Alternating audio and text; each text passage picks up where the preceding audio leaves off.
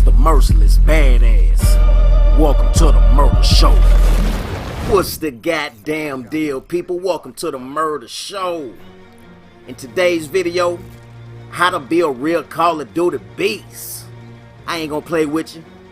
I sat down and I made a real ass list of all of the shit I learned throughout all of the years to improve my game and help me to become the beast that I am today. So hold on to your seat and don't move your feet. It's murder time, baby. Gameplay you looking at, 2 back-to-back motherships on knockout. 2 back-to-back games, did the same thing to them twice. And I utilized a lot of the tips I'm about to give y'all. Ain't no list, it's just a bunch of real shit. Let's kick it off with the equipment that you need to invest in to make yourself a real Call of Duty beast overnight. In case you ain't heard, Control Freaks is the best thing you can do for your game, and also the cheapest thing to instantly improve your game. It make your stick longer. What you want to do is get the Control Freaks that got a short left stick and a long right stick. That extra length on that joystick give you more control and more accuracy with your aim, so you can fine tune, adjust that motherfucker and tap that ass. You know what I'm talking about? Second thing you want to do is make sure to get you a headset. And you ain't gotta spend $350 on an Astro, whatever the fuck they win. Nah, get whatever you can afford. If it ain't nothing but a $30 pair of gaming headset from Walmart, it's better than nothing. Especially if it got surround sound, you'll be able to hear a lot of shit in the game that you couldn't normally hear, like footsteps, guns reloading, all type of shit. It'll definitely improve your game. You can play with 2 senses, not just your eyes, but also with your ears. Now, as well as your ears, you got to have the visuals. You see the pros and the leagues playing on computer monitors, gaming monitors. You best believe it's for a reason. Fuck that TV you playing on. Get you a gaming monitor. It's all about a fast response time. Most TVs got about an 8 millisecond response time. A lot of computer monitors got a 2 millisecond response time. So if you ain't got enough to get a gaming monitor, but you got an old computer monitor lay around, hook that motherfucker up. It's a lot better than your TV, but if you can afford one, try to get you a BenQ or something with a 1 millisecond delay time on it, and you better drop boys before they even know what the fuck is going on. Something else you want to do is make sure that your NAT type is set to open. When you're sitting in the lobby in Call of Duty getting ready for a game and shit, look down on the bottom, it'll say NAT type. It'll either say NAT type open, moderate, or strict.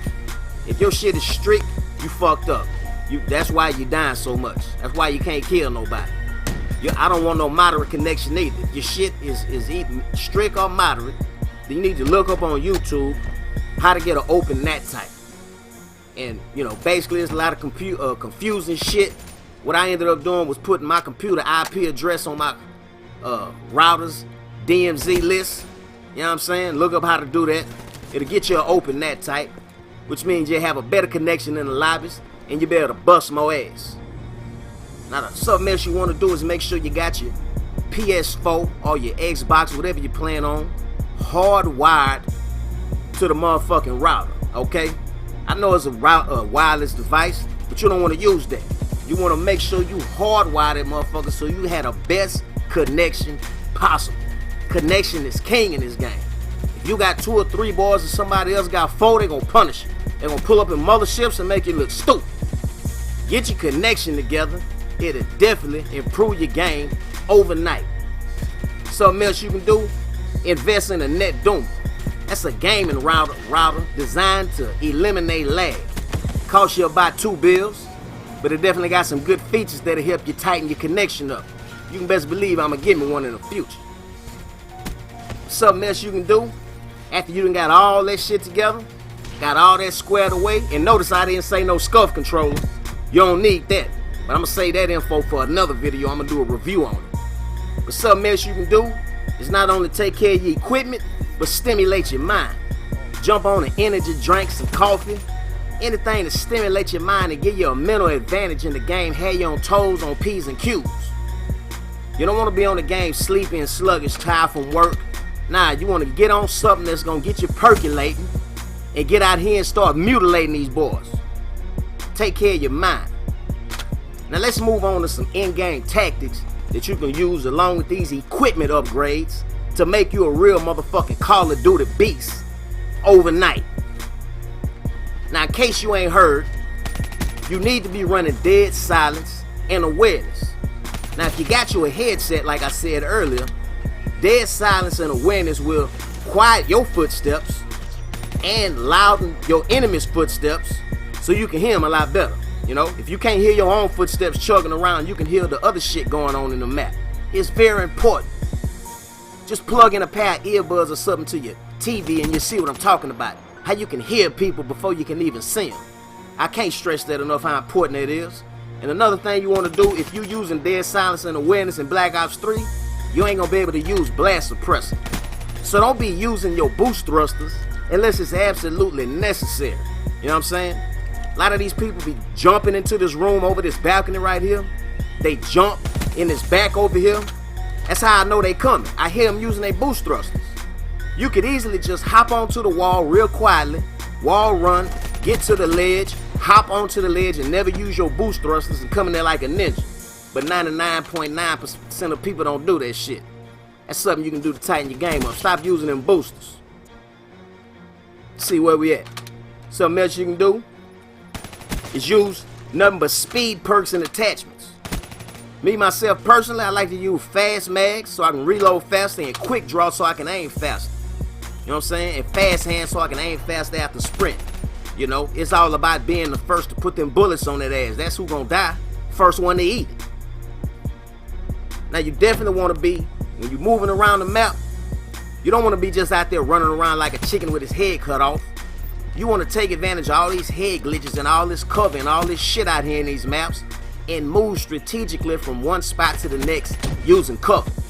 Only time you need to be running is when you are moving from one cover to the next and you exposed in the open.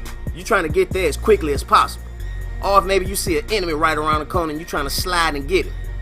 But don't be out here running for no reason. Boosting, jumping, and sliding, showing up on the mini map. Stop doing that dumb shit. And that's something else.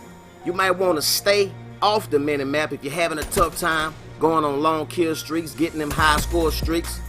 You want to stay off the radar. Run you a ghost on your class so these boys ain't finding your red dot. Put you some press on your gun so they're not coming and looking for you every time you shoot somebody. Me, myself, personally, I'm to the point where I like to keep my shit on. I want them to come find me because I can't find them fast enough. But if you just starting out, you definitely want to, you know what I'm saying, silence your shit and get off the radar. And also at the same time, use that radar. You hear somebody shooting, you know what I'm saying? Look at that motherfucker. You're playing team deathmatch. Look at the position of your teammates. You know the enemy ain't there. Wherever your teammates spawning, the enemy spawning in the opposite spot in the map, the opposite corner, whatever. You know what I'm saying? It'll help you locate them.